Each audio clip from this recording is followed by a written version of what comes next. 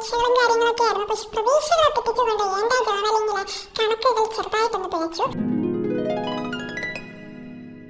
ഞാനെടുത്ത Polaroid കുറച്ച് വലുതായിപ്പോയി. അതുകൊണ്ട് ഒട്ടിച്ചു വെച്ച വാഷിംഗ് ടേപ്പെല്ലാം തിരിച്ച് മാന്തിപ്പറിച്ചെടുത്ത് തിരിച്ചതിലേക്ക് വീണ്ടും നമ്മുടെ പഴയ പോളറോയിഡ് ഒട്ടിച്ചതിന് ശേഷം അതിന്റെ ചുറ്റുപാടും വീണ്ടും പുതിയ പോളറോയിഡ് ഒട്ടിക്കലായിരുന്നു എന്റെ പണി.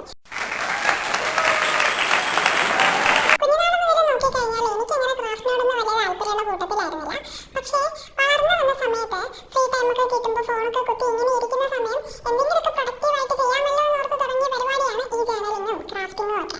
എന്നും പറഞ്ഞ് ഞാൻ ഇതിൽ വലിയ എക്സ്പേർട്ട് ഒന്നുമല്ല, എന്നാലും വെറുതെ ഇരിക്കുന്ന സമയങ്ങളിൽ എന്തെങ്കിലുമൊക്കെ ചെയ്ത് കൂട്ടാറുണ്ട്. അപ്പോൾ എന്നെപ്പോലെ വീട്ടിൽ ഫോണൊക്കെ കുത്തി ചുമ്മാ ഇരിക്കുന്ന കൂട്ടുകാരുണ്ടെങ്കിൽ ഇതൊക്കെ ഒന്ന് ട്രൈ ചെയ്ത് നോക്കി. ഇതൊക്കെ പുതിയ എക്സ്പീരിയൻസ് അല്ലേ. പിന്നെ ചെയ്യുമ്പോൾ നിങ്ങളുടെ ഓൺ റിസ്ക് ചെയ്യണം. നിങ്ങളുടെ ഈ പേപ്പറൊക്കെ ചുരുട്ടിക്കൂട്ടി വീട്ടിലൊന്നും ഇടാതിരിക്കുക. അതൊക്കെ കറക്റ്റായിട്ട് തന്നെ കൊണ്ട് കളയുക. നമ്മുടെ ജേർണലിൻ്റെ അവസാന ഘട്ടത്തിലേക്ക് കടക്കുകയാണ് ഗൈസ്. 6 പറഞ്ഞ സ്റ്റാറുകൾ വാരി വാരി ഒട്ടിക്കുക. പിന്നെ എന്തെങ്കിലുമൊക്കെ സൈഡിലൊക്കെ വരച്ചു കൊടുത്താൽ നല്ലതായിരിക്കും. എന്താ വരയ്ക്കേണ്ടതെന്നൊന്നും ചോദിക്കേണ്ട, എനിക്കറിയില്ല.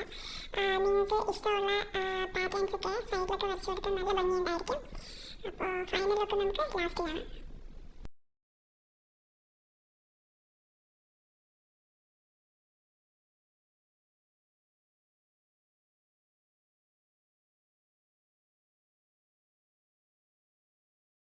അപ്പോൾ നമ്മുടെ ഫൈനൽ ഔട്ട്പുട്ട് ഇവിടെ റെഡി ആയിട്ടുണ്ട്. എങ്ങനെയുണ്ട്?